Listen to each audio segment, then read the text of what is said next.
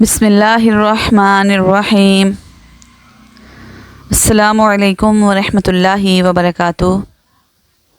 آج ہم بات کریں گے ہود علیہ السلام کے بارے میں۔ حضرت ہود علیہ السلام اللہ کے مشہور پیغمبر ہیں، جن کو اللہ تبارک تعالیٰ نے قوم عاد کی طرف نبی بنا کر بھیجا تھا۔ یہ قوم بڑی زور و آور، قوی، ستونوں کی طرح طویل القامت تھی۔ ایسی قدر و قامت والی اور طاقتور قوم نہ اس سے پہلے پیدا کی گئی اور نہ اس کے بعد۔ اسی لیے قرآن کریم میں اس قوم کو ذات العماد، بڑے ستونوں والے فرمایا گیا، اور یہ بھی فرمایا لم یخلق مثلھا فی البلاد، یعنی دنیا میں ایسی قداور اور طاقتور قوم پیدا نہیں کی گئی۔ یہ قوم عمان سے لے کر حضر موت اور یمن تک 13 برادریوں میں پھیلی ہوئی تھی، اور تمام تر برادریاں کافر تھیں۔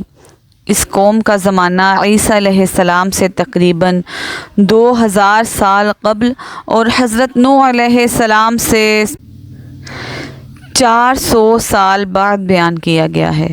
یہ قوم شاندار محلات میں رہتی تھی، جس کی وجہ سے عیش پرست بن گئی اور طاقت کے نشے میں اتنی مدہوش ہو گئی کہ کسی کو وقت میں نہ دیتی تھی، اور مغرور ہو کر من اشد منا قوت کا راگ الاپنے لگی تھی۔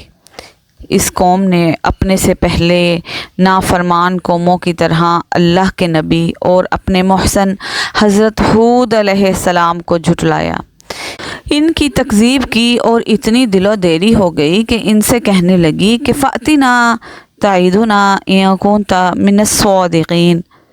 آخر اپنی کرنی کی پاداش میں پہلے تو قحط کے عذاب میں گرفتار ہوئی، اس کے بعد ہوا کا طوفانی عذاب بادلوں کی شکل میں نمودار ہوا اور ان کے غرور کو خاک میں ملا دیا۔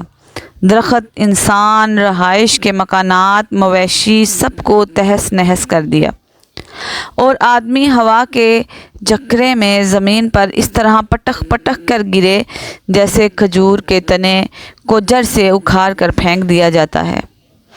قرآن کریم میں اللہ نے ارشاد فرمایا ہے وَفِي عَادٍ إِذْ أَرْسَلْنَا عَلَيْهِمُ الرِّيحَ الْعَقِيمَ، اور عاد کے واقعہ میں بھی سبق آموز نشانی ہے، جب ہم نے ان پر ایک نامبارک آندھی بھیجی، اور وہ آندھی کسی چیز پر نہیں گزرتی تھی مگر یہ کہ وہ اس کو چورا چورا جیسا کر کے چھوڑتی تھی۔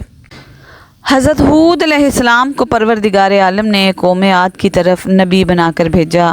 عاد عادی کی اولاد کو کہتے ہیں، اور عاد کا نسب اس طرح ہے عاد بن اوس بن ارم بن سام بن نوح علیہ السلام۔ اس قوم کا مرکزی مقام احقاف ہے، جو حضر موت کی شمال میں ہے۔ اس کے مشرق میں عمان ہے اور شمال میں ربیع الخالی ہے۔ آج کل یہاں ریت کو ٹیلوں کے سوا کچھ نہیں۔ بعض مورخین کے نزدیک ان کی آبادی عرب کے سب سے بہترین حصہ حضرموت اور یمن میں خلیج فارس کے ساحل سے حدود عراق تک وسیع علاقے پر تھی، اور یمن ان کا دارالحکومت تھا۔ ناظرین، اگر آپ کو ہماری ویڈیو پسند آئی ہو تو لائک، شیئر، سبسکرائب کیجیے گا۔ اگلی ویڈیو میں ہم حضرت ہود علیہ السلام اور قوم عاد کے بارے میں بتائیں گے۔ جزاک اللہ خیرا فی الدنیا والآخرہ۔